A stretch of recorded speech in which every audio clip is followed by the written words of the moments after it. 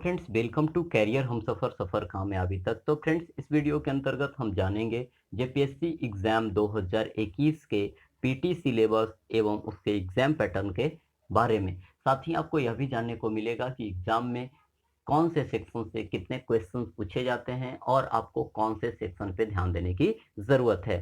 जैसा कि आप जानते हैं कि किसी भी एग्ज़ाम को क्रैक करने के लिए उसके एग्ज़ाम पैटर्न एवं सिलेबस के बारे में जानकारी होना अति आवश्यक है। तो चलिए देखते हैं हम जेपीएससी के पीटी एग्ज़ाम के सिलेबस को और एग्ज़ाम पैटर्न को। तो देखिए, इसके एग्ज़ाम का पैटर्न कुछ इस प्रकार से है कि इसके अंतर्गत दो पेपर होंगे आपको, जीएस 1 और जीएस 2, जिसमें प्रत्येक पेपर आपके ऑब्जेक्टिव होंगे और प्रत्येक के लिए आपको 2 घंटे का टाइम दिया जाएगा। ठीक है? और प्रत्येक के लिए 2-200 मार्क्स निर्धारित हैं। इसका मतलब है कि कुल मिलाकर करके आपको पीटी एग्जाम 400 नंबर के होने को हैं। साथ ही यह जो 400 नंबर के आधार पे 400 नंबर के आधार पर ही आपको मेंस के लिए सेलेक्ट किया जाएगा। तो इसका मतलब है कि आपको दोनों पेपर पे ध्यान देने की ज़रूरत है। साथ ही अपने कमज़ोर पोर्शन को आपको ठीक करने की यहाँ ज़रूरत होगी। अब देखिए, तो मेंस के लिए कितने लोगों को क्वालिफाई किया जाएगा, तो यह है जो आपको जितना भी सीट है टोटल नंबर ऑफ वैकेंसी के 15 गुना लगभग लोगों को मेंस के लिए क्या किया जाएगा, बुलाया जाएगा। अब जरा देखिए, हम देखते हैं साथ में एक बात और भी आपको ध्यान रखना है कि मिनिमम कट ऑफ मार्क्स आयोग ने कहा है कि मिनिमम कट ऑफ मार्क्स, जो कि लगभग जनरल की बात करूं मैं, तो 40% है ना। 40% से यदि नीचे आते हैं तो वह लोग तो ऐसे भी क्वालिफाई नहीं करेंगे। ठीक है, लेकिन वह कोई इशू नहीं है। आप समझते ही हैं कि किसी भी एग्जाम के लिए मिनिमम 40% अब कहाँ कट ऑफ रहा भाई, है ना। चलिए, अब जरा देखते हैं कि पीटी एग्जाम का जो सिलेबस है तो उसे हम थोड़ा विस्तृत हम तरीके से देखेंगे। और देखिए जरा, यहाँ पे एक चीज़ और आपको ध्यान रखना है कि यह केवल स्क्रीनिंग टेस्ट है। इसके मार्क्स हैं जो मेरिट में नहीं जुड़ते हैं। यह केवल मेंस का यह क्या है, पीटी प्रवेश द्वार है। और यह इसमें जो है कोई भी निगेटिव मार्क्स नहीं है। इसका मतलब है कि इस चीज़ के बारे में आपको जानकारी होनी अति आवश्यक है कि 400 नंबर के जो क्वेश्चंस हैं, यानी दोनों पेपर में 100-100 नंबर है, 100 में आप 100 अटेम्प्ट कर करके आए। ठीक है, गलती होता है तो कोई भी आपको निगेटिव मार्क्स वहां नहीं दिया जाएगा। अब जरा देखिए, हम देखते हैं सिलेबस को। तो सिलेबस के अंतर्गत हम सबसे पहले देखेंगे जीएस 1। जैसा कि पहले ही हमने बतला दिया इन सब के संदर्भ में कि 200 नंबर के हैं, 2 घंटे का टाइम दिया जाएगा, 100 क्वेश्चंस आपको ऑब्जेक्टिव टाइप के मिलेंगे, एक क्वेश्चन 2 नंबर का है, कुल मिलाकर के 200 मार्क्स हो गए। अब जरा देखिए, सबसे पहली बात हम करें कि क्या पूछा जाएगा, तो आपसे हिस्ट्री ऑफ इंडिया अर्थात भारत का इतिहास, जिसके अंतर्गत एंशियंट, मिडाइवल और मॉडर्न। जो एंशियंट यानी प्राचीन, मध्यकालीन और आधुनिक भारत है ना, इनसे क्वेश्चंस आपको 15 क्वेश्चंस पूछे जाएंगे, जो कि आपने पहले भी अन एग्जाम्स के लिए पढ़ रखा होगा।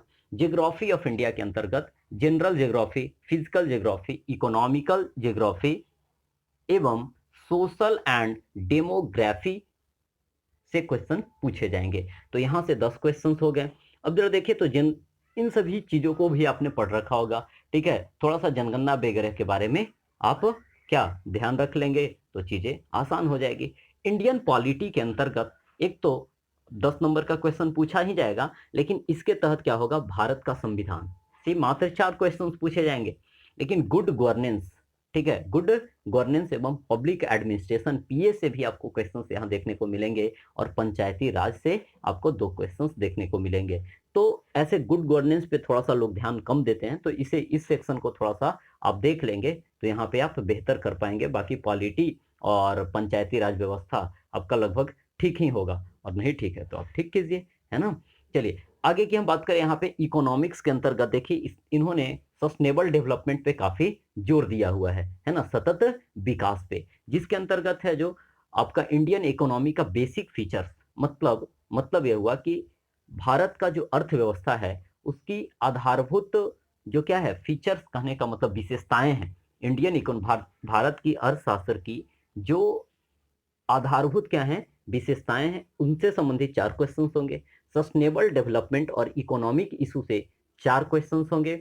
और यहाँ पे ग्लोबलाइजेशन और इकोनॉमिक रिफॉर्म्स, जैसे आपने पढ़ा होगा नई आर्थिक नीति भारत में कब आया था, 1991 वाला, 1990 के मतलब 1990 के जो फेज में आया था, तो उसके संदर्भ में आपको यहाँ से क्वेश्चंस 2 ठो पूछे जाएंगे। आगे हम बढ़ते हैं तो देखिए साइंस एंड टेक। तो साइंस एंड टेक में आपको जनरल साइंस से क्वेश्चंस पूछे जाएंगे, अर्थात फिजिक्स, केमिस्ट्री और क्या हो गया आपके बायोलॉजी का जो अप्लाइड पार्ट होता है वहीं से क्वेश्चंस यहाँ पे पूछा जाता है, तो साइंस में हो गया। लेकिन जरा देखिए यहाँ पे और साइंस टेक के अंतर्गत बहुत सी, जैसे ऐसा नहीं है कि हाँ यूपीएससी का जो साइंस टेक है तो उनसे संबंधित क्वेश्चन ऐसा पूछे जाएंगे, लेकिन हाँ उसके क्या एग्रीकल्चर एंड टेक्नोलॉजी, यानी कहने का मतलब कृषि में आप किस प्रकार से टेक्नोलॉजी को इम्प्लीमेंट करेंगे और किस प्रकार से उनके संदर्भ में टेक्नोलॉजी आए हैं, है ना, तो उनसे संबंधित क्वेश्चंस आपको यहाँ से पूछे जाएंगे। साथ में आईटी और कम्युनिकेशन का आप देख ही रहे हैं कि यह युग ही है, डिजिटल युग है, तो यहाँ से यानी 2 सेक्शंस पे आपको प्रमुख रूप से फोकसित करने हैं।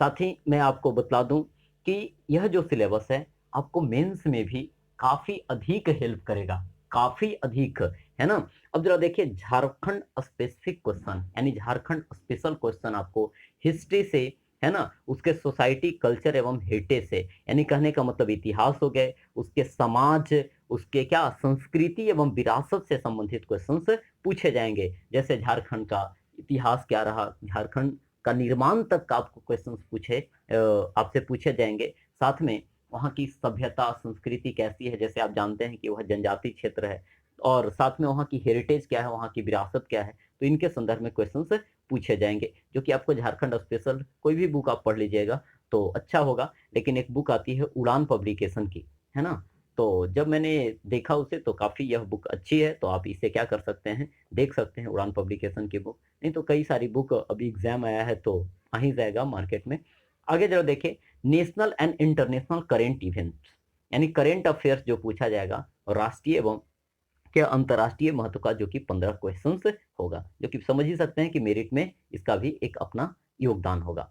साथ में देखिए कोई स्पेशलाइजेशन नहीं किया गया है और 15 नंबर का आपको इन सभी सेक्शन से क्वेश्चंस पूछे जाएंगे, जिसमें मानवाधिकार हो गए, पर्यावरण का संरक्षण एवं जो जैव विविधता एवं जलवायु परिवर्तन है इसके संदर्भ में क्वेश्चन पूछे जाएंगे, जो कि आपको मेंस लिखने में भी काफी यह हेल्प करेगा। ठीक है, अर्बनाइजेशन यानी कहने का मतलब शहरीकरण हो गया, खेल से संबंधित क्वेश्चंस, डिजास्टर मैनेजमेंट आपदा प्रबंधन हो गया, पॉवर्टी एंड अनएम्प्लॉयमेंट हो गया, बेरोजगारी एवं जो गरीबी है उससे क्वेश्चन हो गए, पुरस्कार से संबंधित क्वेश्चंस हो गए, और यूनाइटेड नेशंस संयुक्त राष्ट्र एवं जितने भी अन्य इंटरनेशनल एजेंसीज हैं जो न्यूज में रहे हैं उन्हें खास कर करके आपको देखना चाहिए। तो यह हमने चर्चा किया ओवरऑल जीएस पेपर 1 की सिलेबस के बारे में। देखिए जीएस पेपर 2 के संदर्भ में मैं बात करूं तो यह पूरा का पूरा झारखंड स्पेशल है, झारखंड स्पेसिफिक है, और आप समझ ही सकते हैं हमने शुरुआत दौर में ही जोर दिया था कि कुल पेपर आपको कितने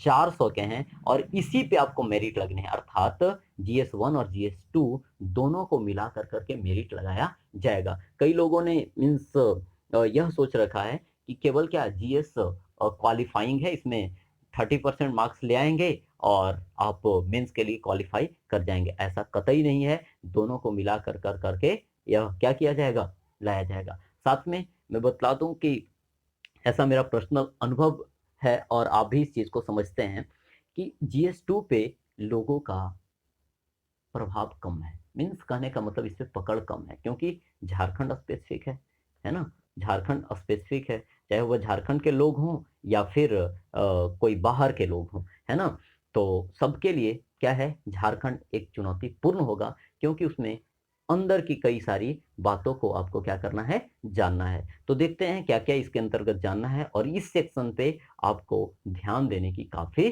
जरूरत है। पीटी एग्जाम क्वालिफाई करना है तो मीन्स इजी पड़ेगा पीटी की तुलना में, क्योंकि ऊपर का जो भी सेक्शंस है इसमें सब क्वेश्चंस अटेम्प्ट करेंगे, सब बनाएंगे ही, अटेम्प्ट तो खैर करना अलग सी बातें हैं, लेकिन जीएस 2 में आपका एक्यूरेसी घटेगा यदि आप क्या इस सेक्शन को इग्नोर करते हैं तो ध्यान देने की इस सेक्शन पे क्या है, जरूरत है। तो देखिए हिस्ट्री के अंतर्गत जो झारखंड का इतिहास पूछा जाएगा वह कितना 16 नंबर का होगा, 8 क्वेश्चंस होंगे और सभी से एक एक क्वेश्चंस पूछे जाएंगे, जिसमें मुंडा हो गया, नागवंशी, पढ़ा पंचायत, मांझी परगना, मुंडी मनकी, ढोकलो सोहार और जातीय शासन व्यवस्था। इसके पीठ जो सिलेबस है ना, ये आपके टेबल पे होना चाहिए, इसका प्रिंट आउट आप निकाल लेंगे या आप वेबसाइट से डाउनलोड कर लीजिए, नहीं तो अपना Telegram channel career Humsafar Telegram पे जाकर करके आप सर्च करेंगे CARWRHUMSAFAR, तो आपको वहां पे यह मिल जाएगा।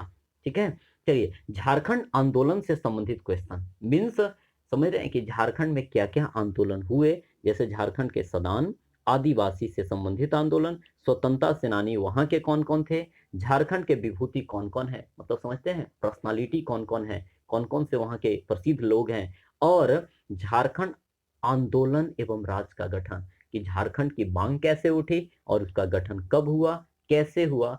ठीक है, तो इनसे के संदर्भ में क्वेश्चन आपसे पूछे जाएंगे। झारखंड की विशिष्ट पहचान, यानी झारखंड को किस लिए जाना जाता है, सामाजिक, आर्थिक, राजनीतिक, धार्मिक, सांस्कृतिक, इन सभी स्थितियों के बारे में आपसे पूछा जाएगा, जो कि कितना 5 क्वेश्चन होंगे और 10 मार्क्स के होंगे। तो आप समझ सकते हैं कि इतनी चीजों को आपको पढ़ना होगा और सबसे एक ही प्रश्न पूछा जाएगा। आगे जरा देखिए, तो झारखंड का लोक साहित्य, नृत्य, संगीत, वाद्य, दर्शनीय स्थल एवं आदिवासी संस्कृति है, तो इनसे संबंधित क्वेश्चंस आपको कितने 5 क्वेश्चंस पूछे जाएंगे, कि आदिवासी लोगों का मीन्स खान पान है ना, रहने सहने का तरीका, उनकी जो लोक कलाएं हैं, इनके संदर्भ में क्वेश्चंस पूछे जाएंगे, और जो जो दर्शनीय स्थल है, ठीक है, इनके संदर्भ में क्वेश्चंस पूछे जाएंगे।